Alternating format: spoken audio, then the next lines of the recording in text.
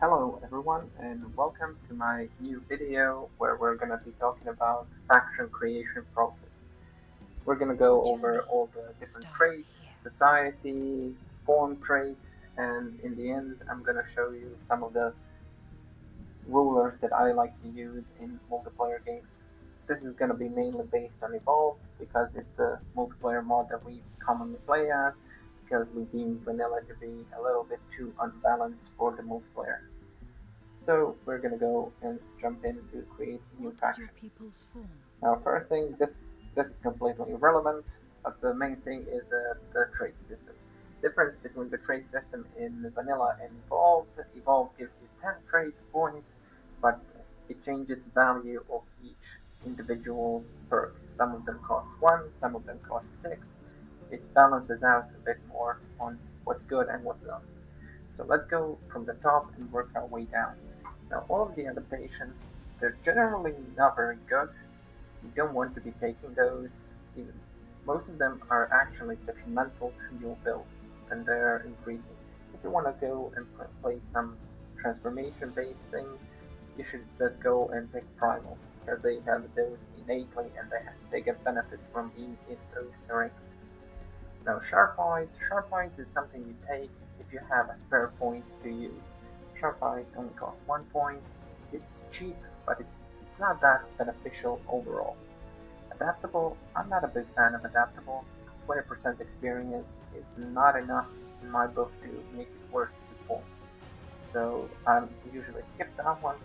Cold Blooded, because of the way the patch has made it recently, it's not easy to route the enemy, so you don't get too much value out of the Cold Blooded. The morale builds are not very good in general, so I would advise not going for that one. Elusive, Elusive is a bit niche, I would say.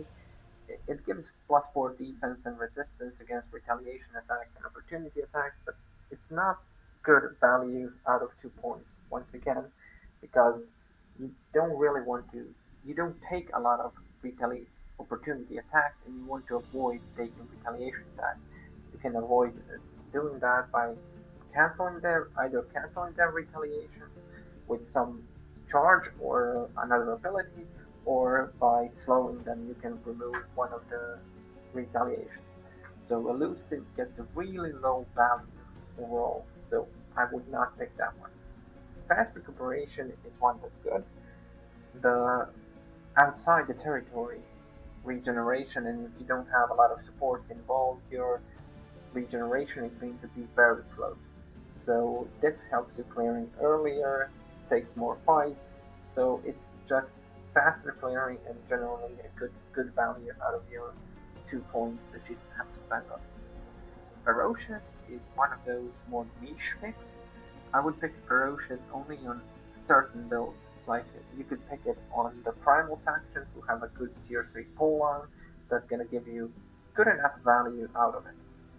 Now, I would say that generally it's not very good to rely on enemy hitting you to get value out of something, because there are multiple ways to once again cancel those retaliations, so that trade becomes less valuable overall. Hardy, Hardy is fine, but I feel like 8 hit points is not enough for me to spend 2 points. There's just things that I would rather have more than Hardy. I would rather have Resilient. I would rather have Fast Recuperation than those things. So Hardy is hard. It's a pass for me. Herbivore, I think it's a very bad ability. 2 points cost for ability to consume flora. On some maps, there's no flora to be consumed anyway. It's usually units are not placed close enough to use it, or you have to move some tiles, lose actions, and then to eat a flora that's going to give you 20%, 20 health, and then an extra buff. It's just not worth it. It's too random and not good enough value.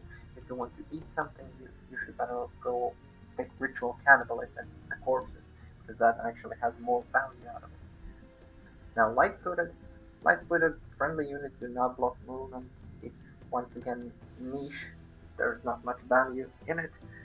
Uh, with better positioning, you're just gonna avoid the whole problem of having to walk through your own unit. So I would just not pick that one. Resilient is a good. good trait. It's better, it has more value when you have earlier fights on your lower tier units because at that point, Frost Evocation can be very strong, and if extra resistance is gonna help you out tremendously in getting the value out of it. You're gonna have less frozen units, less load, less burning from fire evocation and stuff like that. So Resilient is pretty good pick in general. Now there's Hideous Stench.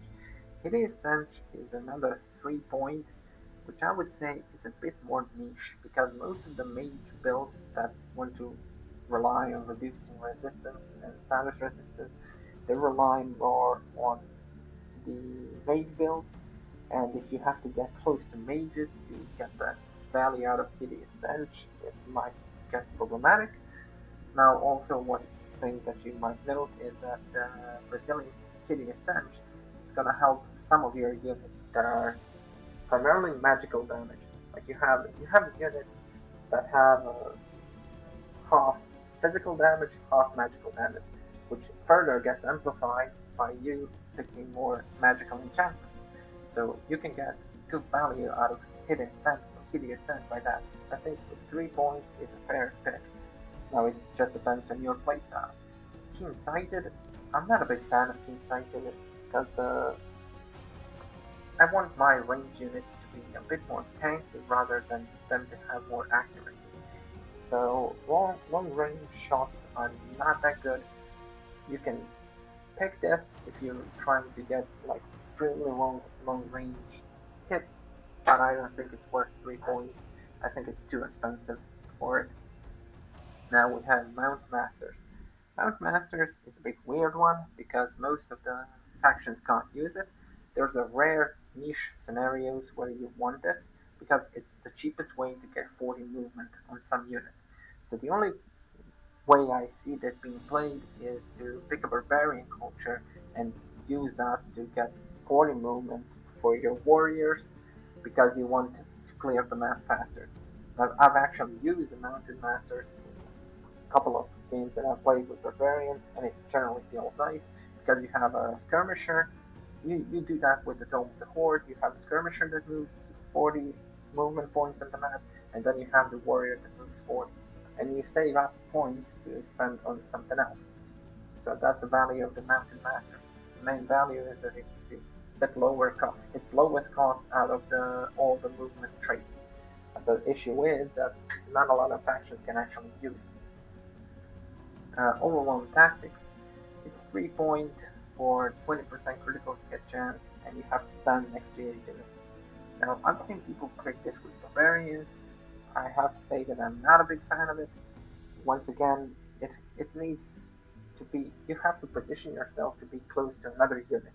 But that's also a bit of a problem because you are innately more vulnerable to the AoE.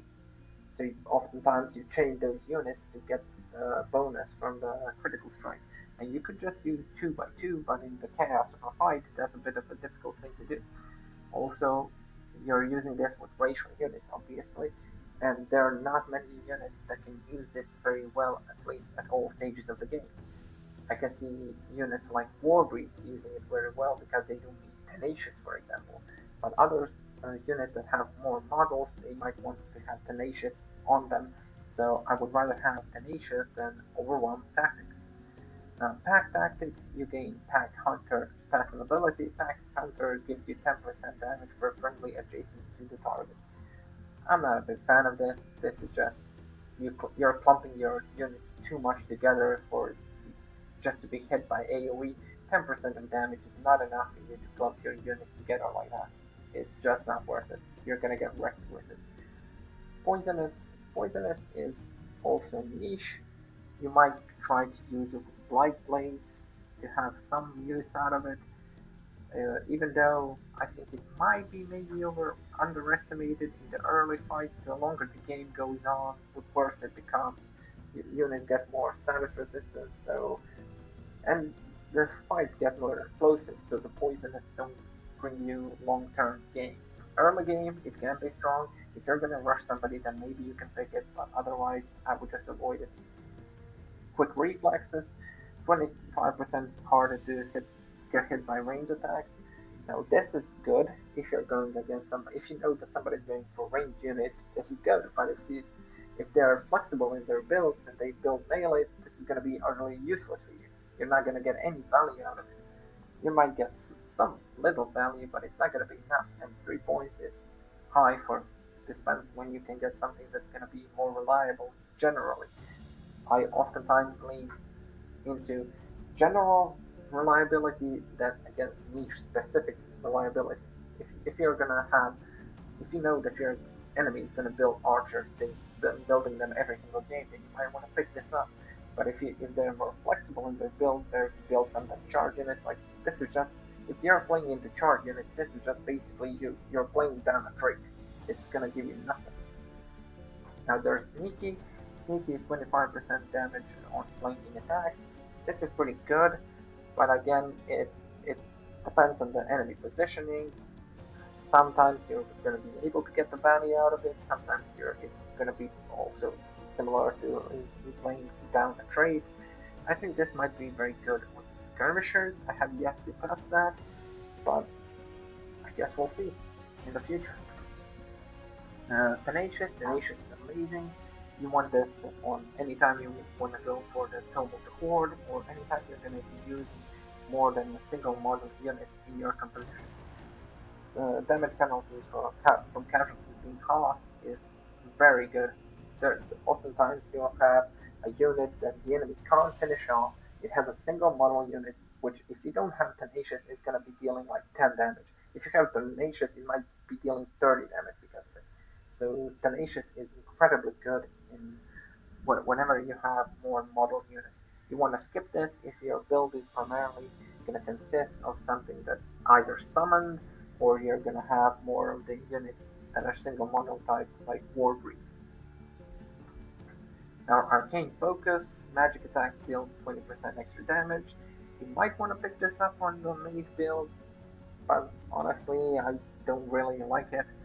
It costs you 4 points. I would rather have a specific defense like resistant or the tough. Resistant and tough. I would rather have one of those two traits than Arcane Focus. It's my personal preference. I would rather be more tanky than to deal 20% more damage, because the lower the resistances that you have, you're gonna be taking more damage, and it gets significantly more. It's amplified more by it. So I think two traits have more value than this one. Now there's Bulwark. Bulwark you might want to pick up only on Industrious. They get the most use out of it when they're both their heroes and their units. Otherwise, I would skip Bulwark. You would again pick rather resistant or tough. Defensive tactics. I think this is just a weaker version of these two, even though it's gonna give you more raw stats due to the 10% evasion, but it also has a downside that you have to clump your units together to get the bonus out of it. So you have to keep 2 units together in a line next to each other. 2 at the minimum, so it makes you more vulnerable to AoE attacks once again. Resistant, very good. 2 extra resistant is pretty straightforward. I oftentimes pick this if I'm gonna go for some builds that lack resistance on the units. Like for example, barbarians can have shield units that have 5 armor and they have 0 resistance.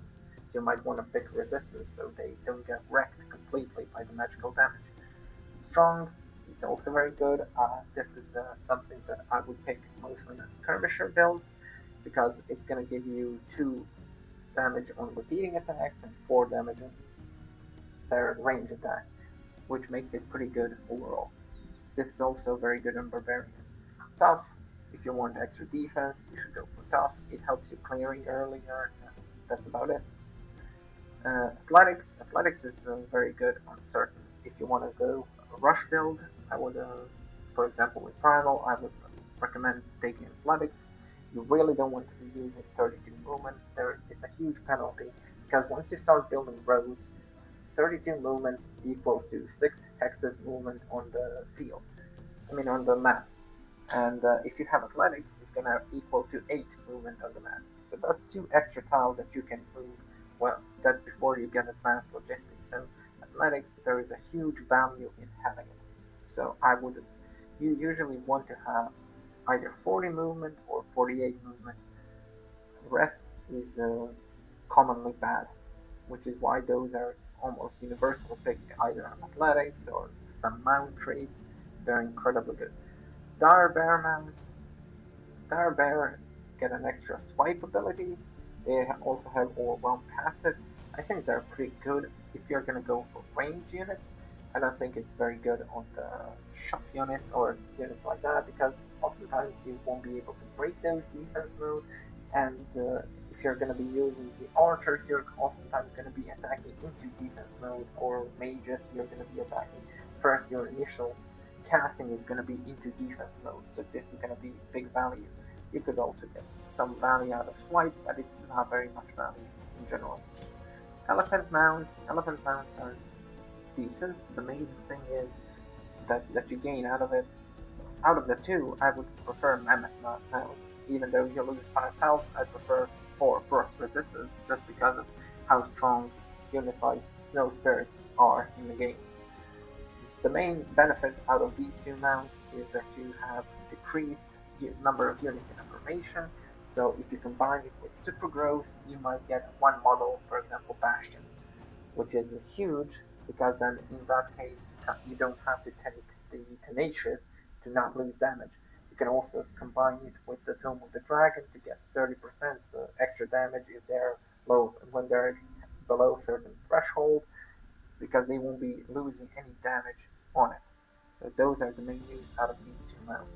Nightmare mounts I would skip. They're not good enough to warrant 5 points. I think they should be cheaper. Swiftfoot Raptor mounts are very good on range units, primarily because they're going to give you a slippery passive, meaning you don't take any attacks of opportunity and you can easily step back and hit 2 times instead of getting hit in the process of moving your unit. So these are very good. They're also the fastest mounts in the game, so that's also very nice to have. There's Unicorn mounts, arguably the best mounts for shop units. They're the only mounts that are going to enable you to get into the backline of the enemy and hit them reliably. Vampire Spider mounts, they're not very good. They have a decent web. It's fine, but generally I'm not a big fan of them. They just don't bring enough to the party. White Wolf mounts, they give you Pack Hunter once again. They give you also Enfeebling Howl. Enfeebling Howl is pretty weak. You don't want to be using that. And also Pack Hunter, it's not worth it. It's just mediocre overall. You usually want to have, if you're gonna have something like shield units, you want to have maybe elephant mounts. If you're gonna go shop units, you want to have unicorn mounts. These are just falling flat in both departments. There's also eagle mounts. Eagle mounts are mostly mounts for rush and map control because you have incredible movement from the start, and in the earlier fights you can use their movement to fly over the enemy. They can be more reliable in that way because once the unicorns jump, they can't jump again. These guys can just go fly over the terrain in the combat, so they're pretty good. For 6 points, I think it's worth to take on faction like maybe Fugal. I'm not sure I would pick on any others, and it's mostly a rush tree. So let's pick anything and confirm and move forward. What is their origin? So the cultures, it depends on a lot of things. Feudal, I don't think it's very good right now. High, if you want to go for a research build oriented something, and if you want to have good meat, I think they have better mage build in general. They're primarily highly focused on research due to their changes in Evolve. Barbarian, they're pretty good all around. They suffer a bit from research, but they make up for it in map control, and if you have a good map control, you can get that research back from the map with talented collectors and getting a lot of wonders and things like that. But you have to dominate the map in order to get value out of the barbarians. So you have to go aggressive.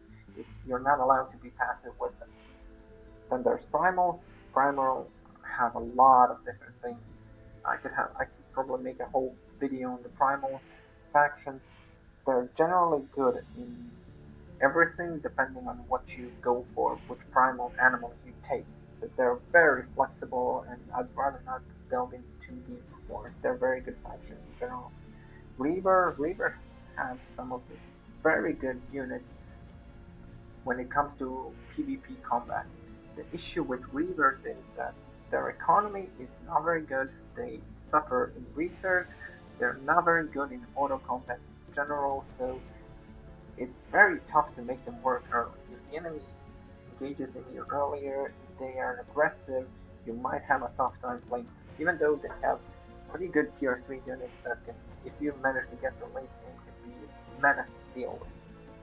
Then there's Industrious. Industrious are pretty straightforward, pretty easy to play, mostly best on the land map if they prefer the map type. And there's not much about them. They have good tier 3 unit, they're made to be tanky, team games they're usually used as a front line, they have good economy, pretty overall generally good take. Dark is another faction that's very good. They're mainly a draft culture because of the way the stability agenda works in Evolve. You get for every single tier that you go above neutral, you get draft and gold, and that adds up to a lot. So if you want to have a late game build that's based on draft, tier 4, tier 5s that are also called upkeep, you want to go dark. That's their main use. And then there's Mystic. Mystics are going to be changed soon, so we're going to see how's that going to look. Right now, they're primarily summon-based culture. They have very good research in general. Their Altar of all seers helps them with their mana economy. They have very good mana economy. They have they get extra casting points. They're just generally probably best summoning faction out there. So let's take it forward. Now for the traits. There are a lot of the traits that are not very good, and there are some that are pretty decent. Now, because of the way that we play Chosen Uniters and Banner Lords and stuff like that, when you play with Small Underground, there's very few city-states that spawn, and you don't get a lot of value out of it. So, if you're playing normal game, these traits might even are overpowered. Generally, vassals are overpowered in their nature because they're not easy to take. It also depends on the game format. In team games, where you have extra vision because of your teammates, it's going to be too strong. We are going to get too much value out of it, so we generally play without those traits. We play with Small Underground mostly because of that, so that there are less cities for these type of traits to exploit. Now there's Devotees of Good. Even though it gives you city stability and research and Imperium, people might be enticed to take this. I would not be taking this. It locks you into good gameplay. While it might be good for a high culture, it's still not good enough to take that over some other trait that's going to give you more value, like the Talented Collectors, like the Hermit Kingdom. I would rather have those two traits on high than Devotees of Good. Now, Imperialist, this is pretty straightforward. You pack your cities close to each other, you get 30 extra stability and 30 extra gold income per city. This is very good for rushing. Generally doesn't translate well into late game. It drops off its value significantly. So if you're going to rush somebody, you better make sure that your rush is successful if you're picking this trait. Gold can be transferred into anything, while it can still have some value in the late game. The value is significantly less. Then there's Banner Lords. Rally of the Legions appears twice as often. I would not even be taking this in a Vassal build. I would rather have the Chosen Uniters and the Court of Whispers. That one, the Whisperer trait. I'm not sure even what it's called, honestly. Relentless Crusaders. You get Imperium from killing the map and the units. Generally not worth enough to take. It might be good in a free-for-all game because of the extra 30 grievance. It gives you like a diplomatic immunity at the start because the enemy are gonna suffer huge Imperium penalties for attacking you. So that's why it might be good, but it only works if the enemy is evil, which are not now. Before, almost everybody was evil. Once the high got their bonus on being good in terms of knowledge, that transformed the game a bit, and now there's more good players in general. Prolific Swarmers is a very good trait. It gives your racial unit tier 1s that have one extra rank, which is very good for early. It starts with 3 extra tier 1 units, also jumpstarts you from the game, and it's mainly used if you're gonna make a draft build and you want the 30% unit upkeep reduction. So that goes over all of the drafted units to get that. Also, minus 20% food for gaining a new population is pretty nice in the early game. Helps you grow your cities a little bit faster, which in turns help you proc those discounts on certain buildings faster. There's Ritual Cannibals. This is pretty good trait in general. It's a trait designed to help you with the summoning. Uh, every fight that you take, you get extra mana and food. Food is going to help you grow your city faster. Mana is going to help you summon more things. So, and the general Quark seeding ability is very good in combat because you get an easy way to remove the corpses, which helps you manipulate. For example, if you have Dark Ritual, you might summon and then summon those zombies and then start eating every corpse that the enemy doesn't get to. If the enemy has a revive, you might summon some crucial. You might consume a corpse of a crucial unit or a hero so that they can't revive them. So it's generally a good value. Ruthless Raiders is one of those traits again, which is primarily for rushing. You have to, if you're gonna take that trait, you have to be damn sure that you're gonna kill somebody in the next 30 turns. Otherwise, you're probably gonna lose. It pairs well with the Chaos perk that gives you extra gold also from killing. You want to dominate the map and to get the good value out of it. You also have the skilled raiders in it, which helps you pillage things easier. Now, Chosen Destroyer, this is mainly a main trait. It's also good in the duels, stuff like that. That makes it good, but generally it's not very good of a trait. Then we have Merciless Slavers. There's War Slaves. I mean that trait, War Slaves, is the one that goddamn I can't get it. Why doesn't? Oh, I know. It gives you for raising cities. You gain one population for every 2 population that you have. It's not very good in general. Routed units, you can't manipulate which unit are you gonna route in the auto combat. So this is pretty useless trait. Don't pick this ever in a multiplayer game that's based on auto combat. Then we have Ancient Wise Ones. Ancient Wise Ones is, I would say it's decent, but the main issues with this one is that one research skill is already unlocked. Now that might at the start it might sound like a bonus. It's actually a detriment to it because one extra research skill that you unlock does not count towards your tome progression. Because it doesn't count towards your tome progression, it removes one cheap research from you to shuffle through the tomes faster in the later stages of the game. So you really want that cheap research to get another stronger tome sooner. 60% knowledge is good, but I'd rather take the Hermit Kingdom over this anytime if I want a research build. Gifted Casters is pretty decent, but I don't think it's good enough to start with it. You maybe want to have a niche use out of the Summoning Primal build. If you're gonna go rush somebody, get the extra casting points, but outside of rushing, it's just not good enough value to take. Then there's Hermit Kingdom. Hermit Kingdom is very good. You just have to consider. You just have to watch out that you don't border another city. That's about it. You have 15% extra knowledge, 15 food, and 15% production. It's good at all stages of the game. Mana channelers is good on a summon-based strategy. You want to reduce the casting cost, magic points casting cost. You want to increase the rank of the magic unit, and 50% mana. You really feel that when you pick that trait in a summon build, because you're gonna be spending mana to both summon, and you're gonna be spending a lot of it every turn for upkeep of units. So you want to have this trait if you're going for a summon build. Then there's Mana Addicts. Mana Addicts, I don't think it's very good. It's generally maybe good in the another rush scenario on the smaller maps, but outside of that scenario, I would skip that. Then there's adept settlers. Adept settlers makes your city founding cost less Imperium, you get more population, and you get expanded governance, which costs 200 Imperium. Now that is not enough for me to undertake this, even though it sounds good, but in general it does not give you that much value because each city costs more and more to found. So overall you're gonna have like maybe 300, 400 Imperium extra out of it. It's not enough to get everything else.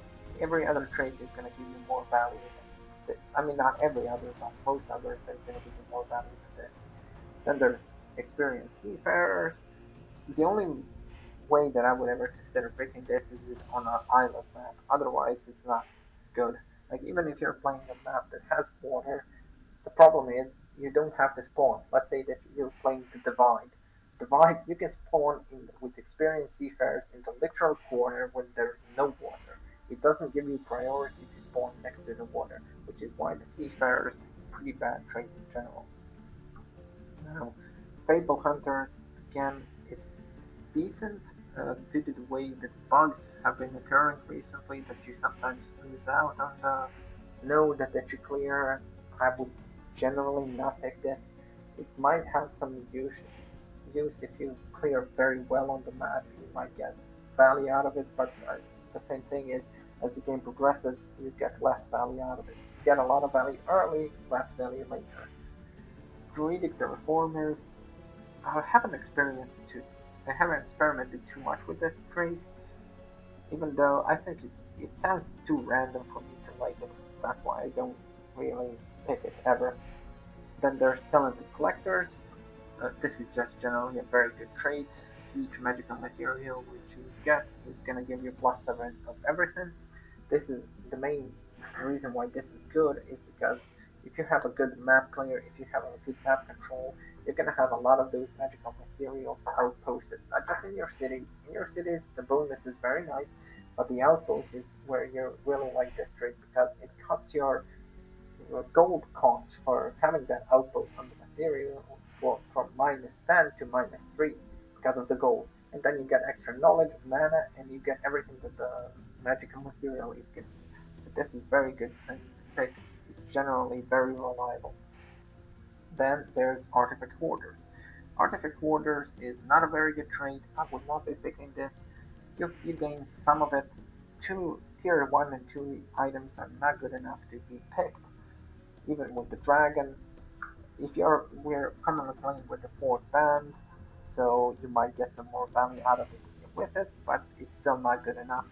And if the forge is not bad, you're gonna disenchant most of the items that you get. You'll have more items with it, but it's just not good enough in general. Great Builders is one of those things that you might want to pick on a faction that has a good SPIs. Primals is a good example of it. For example, Sabertooth Primal, because you can build a lot of quarries in those desolate terrains, and you really want to get their SPIs up as soon as possible. Then there's Reclaimers. Reclaimers, not a very good thing. Forge is pretty cheap to buy. To build, it's generally not worth it. Runesmiths is a good thing to pick if you're going for a heavy on enchantment build. 30% extra discount on it is very nice. Unit enchantment cost is also reduced, so this is pretty nice to have a lot of them up all the time. It's generally a good trade, one of the better material trades. Wonder Architect, even though it sounds nice, you get an extra wonder early, you can outpost immediately once you build an outpost, you can get the annex the wonder because of it. The issue with it is that your wonder can spawn 2 provinces away from your city core, meaning you have to upgrade your town center in order to annex that wonder. It also can spawn across the mountains. If you're in the underground, it can spawn across the lava lakes, so you might not even be able to reach that wonder. But generally, some wonders are better than others, so this is pretty risky trade to take. Sometimes you're going to get amazing things, sometimes you're going to get extreme shit. It's just not my cup of tea. I would not be going for it. Perfectionist Artisans, I think it has more draw. It has too large of a drawback to pick. I would rather, if I want to get more gold, I'm going to rather have great builders than this one. Having your city cost increased by 50 production is a lot. You're gonna have a lot of gold, but you're gonna have 200 research at a turn 40. You're just gonna struggle getting that research with this build. Devious Watchers, not very good. The scouting that you get out of it is not worth to take it. Trades are too good of a value for it to be wasted on this. Powerful Evokers, this is also one of those trades that are better early. If you're gonna go for some aggressive mage build or support build, you might go for this. Otherwise, I wouldn't go for it. There's Silence of Evil. Silence of Evil is pretty decent if you're going for dark and if you're going to go for something more aggressive. Extra draft, extra gold, extra Imperium, all of that is going to help you in your conquest of the game. Also, you get one extra rank if you're maximum evil, which is not too difficult to obtain. It's much more easier to get pure evil than it is to get pure good. Now, Silver Tongue is one of those broken traits for the vassal type of game. If you're going to have a lot of vassals, this is going to give you insane value. The moment you get cooperation from any of the city-states, you can start getting resources from them for free. So you basically get cooperation with all of them the moment you meet them, and then you start slowly vassalizing. You don't even have to vassalize them quickly with this. So let's say to random and let's go further. For the tomes, I would just go quickly over some of them. Tome of the Warding, very good for start if you're gonna have some strong racial trait unit. This one is gonna help you clear a lot easier early. It's gonna benefit from all the racial traits and it's gonna cost you mana, so it won't hurt your gold economy. So this is why it's good. There's also other things. This is best tome to increase your resistance. In general, you're going to get a lot of boosts for resistance from the Stasis Warding and the Hero skill, and this is also going to give you a lot of extra bonus for specific type of resistances. This is very good tome to start with if you're going to be focused on summon, because of the summon less spirit. It's a very reliable evolve unit, which is incredibly powerful. There's also Frost Arrows, which is very good for any range build because of its slowing effect. And there is also Frostblade, which is very good because slow is not that difficult to inflict, which is going to give you 20% extra damage on the enemy. And you want to oftentimes inflict slow on the enemy because you're going to get less retaliations back on you. Then there's Tome of Necromancy. Tome of Necromancy, not a very good tome to start with. I would avoid this. Generally, if the tome does not have a summon, you should not start with it. Same thing goes for the Tome of Faith. Tome of Zeal, very good starting tome. Summon Zealot. Zealot is a good, decent unit. Legion of Zeal is great. Fanatical Warforce is great. Inspiring Chant is great. Condemn in some situations is very good. Everything in this tome is pretty good except the Order Affinity, which in most cases you don't want unless the vassal build is on the table, then it might be broken. Tome of Beasts is generally not very good, too random of a summon to make worth out of it, and the longevity of this tome is not very big. Tome of Roots, I would avoid starting with this, even though you can. Thrall is a decent summon, but if he doesn't get racial bonuses, he evolves into a pretty slow and not very good unit, so I would avoid this. I would pick this rather as a second tome than a first one. Tome of Evolution, Summon Wyvern is pretty bad in general, not a very good summon. Generally, no enchantment in it that's going to help you long term in the game, so this is also not a very good tome to pick a start. Tome of Alchemy, good. Economic tome, not very good to start with. Tome of Rock, generally not very good tome. I would avoid picking this until we get new patch, maybe Rolling. Then Tome of Enhancement, this is a pretty decent tome to pick if you're starting with Dark, primarily because of the Awakened tools. You want to reduce your city's ability as dark as soon as possible. That's the reason why. There's also 3 enchantments in this, so if you're having a Runesmith build, this is going to give you the most value out of your Runesmith, this type of tome. Tome of the Horde, very good starting tome if you're going to go aggressive. Spawnkin is very good transformation, some in irregular, some on Barbarians is amazing, and on some others as well. Generally very good tome if you're going to rush somebody and has long-term advantage ability to spawn in with the Tenacious is very good.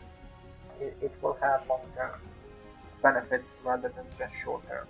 Tome of Pyromancy, another very good tome. I would not start with it because I don't like starting with the ranged summon. I would rather have a melee summon. They're more reliable generally in auto combat. As a second tier tome, it's very good. And lastly, Tome of Invocation. I would generally not start with it, even though it's pretty good. The summon Lesser Stone Spirit is just too squishy for my liking. The good thing about it is that it's giving you Astral Affinity, which is one of the more desired affinities in the game. It has everything in the tome is pretty good, but I would rather have this as a second tome than the first one. What is your ruler's And origin? 3 ruler types champion I generally avoid. I don't think it's good enough when compared to the two other options. Generally, Wizard King is the best option overall because of the casting points that are incredibly valuable and the 10% knowledge you wonder at any time of the game. Dragonlord is going to give you incredible power early. When it comes to fighting on level 12, he pretty much reaches his peak. He's going to get more powerful even later, but the 12 level, if you're under level 12, his usefulness is significantly lower. So those are the two main ones that I would take. Reveal And yourself. lastly, there is the picking of the weapons that is the main thing that you have going for.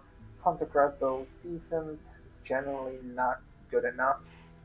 40% damage is sometimes good, but unless if you have Forge, then you can get some good value out of it. If you don't, I'd rather have Berserker Axe. Berserker's Rage is very good. It helps you not your ruler. You don't really want to lose your ruler in the first turn in the combat generally. You want him to survive as long as possible because it's tied to your casting. So this is why this is one of the top best picks. Control Master Bow is one of the best picks because it's some of the unit that's going to help you clear in every single fight that you fight in. I generally think that the Lightning Orb is a very good pick. If you don't have a mount in your build, if you're going greedy on the traits, like for example buff resistance, and you want a mount, you also start with Magecraft, which is going to help you get Thrust Evocation earlier, which helps you further clear easier. So this is also something that you might want to start with if you want a bit head start early. The other ones I would not really go much other than maybe Orb of Necromancy if I was going for a specific Necromancy build, but the rest I just would not be picking. And that's pretty much it about the faction creation process. I'm gonna show you some of the ones that I use personally, that I like using, and the thought process behind why I picked those traits. So we have the Dragonlord. I picked the Fast Recuperation, Tough Resistance. This is primarily a build that I've made to. What is their origin? This was a Golden Golem build that I was going for.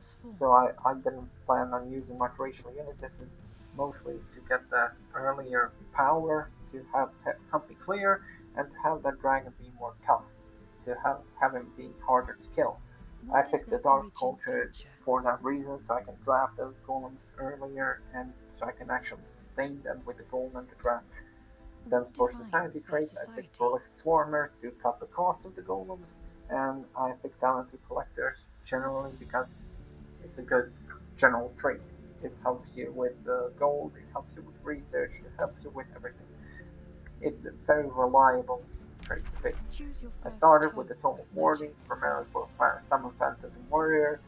When they have 7 armor and 2 resistance, which is huge for them. With the tough resistance bonus. Dragonlord, and that's it about my creation of this one. So let's finalize it and go to the other one. Okay. Then we have another one here. Where is it? I think it's this one. Yes, this is the one that I'm doing with the Mounted Masters, with the Barbarians. I went for Mounted Masters because it costs 3 points, so I can have another 4 cost point and another 3 cost point. So Mounted Masters help my warriors move faster. The Tenacious helps them deal damage when they're low on troops because you're also going to go Sponkin with this build. And the strong is just generally good on both the warriors and the sunderers. You're gonna be capitalizing on to strengthen those two tier 1 units. What is the Barbarians, origin society culture? traits, prolific swarmers, and the talented collectors. You're gonna be dominating the map, which means the talented collectors get a lot of value. The less domination on the map that you have, the less value this generally has.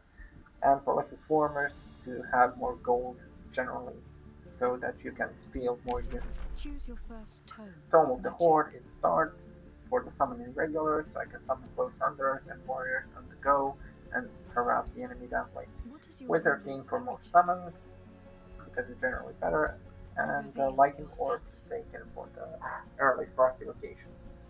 Your journey Okay, now starts then we here. go to the next one. The next one in the order is Sandro. This is a summon build that I made. What is your people's I fault? took athletics, fast recuperation, and tenacious just so that the few racial units that I'm going to use, that I want them to move faster and I want them to regenerate faster on the map. This is still What primarily is going to their be a summon origin build, culture? which is why I went Mythic. They have the largest, best mana economy out there. What Took the mana defines their channelers for society? extra, so I can save up the mana and extra summons, and talented collector, so I can gain some of that mana back through the clearing of the magical materials and knowledge generally. Choose your Then first there is tome I of would start magic. Tome of Primacy, because the summon Lesser Spirit is the most reliable out of the summons that you can get, and they also have 40 movement, which is big. What is your Wizard ruler's King, origin? and once again, this time I'm starting with Crow Master Bow, so that it summons a unit that I can that dies in auto combat, that the enemy's gonna prioritize more than the other summons that I have in the team. So the Crow is going to die most of the time before the other unit die. Yeah, it's gonna focus it more. Your So that's journey why you want the Crow begins. in those cases. Your journey starts here. And lastly, we have my character Stannis. What is your This is people's a form? pure research build. This is going greedy on the early. It's gonna be a slower clear, but you don't really care that significantly about the clear, because your main power lies in getting What those is their good origin traits and culture? getting stable economy here. You won't be moving too What much defines forward their with this build. society? You're gonna be playing on the defensive. Hermit Kingdom is gonna give you a lot of knowledge, and it's gonna give you production as well as stability. Generally, your cities are gonna grow fast, and the collectors is gonna help that further. You're gonna turtle in, and you're gonna hope and pray that you don't die till 30. Turn 30, Choose your and first tome if of you magic. survive till then, you're probably gonna start stomping on them as soon as possible, because you're gonna have significantly over. You might have one or two tomes over the enemy, which is very good. Even sometimes even three, depending on what exactly the enemy went for. I'd start with the Tome of Warding to make the most out of the Summon Phantasm Warrior. They're pretty generally reliable clearers, and because this is going to be a late game build, it's going to be focused on the Mythic units, and Mythic units benefit from bolstering support, generally from bolstering. So this is why I picked the Tome of Warding. This is exactly for the Reaper build that I was What going is your for, ruler's origin? and Wizard King obviously for the Reveal mana and knowledge, yourself. and the casting points, so you can actually summon those at the later stage. Lightning Orb for early frost Your invocation, journey and that's it. begins. Thank you for tuning into this video. Hope you found it useful, and see you next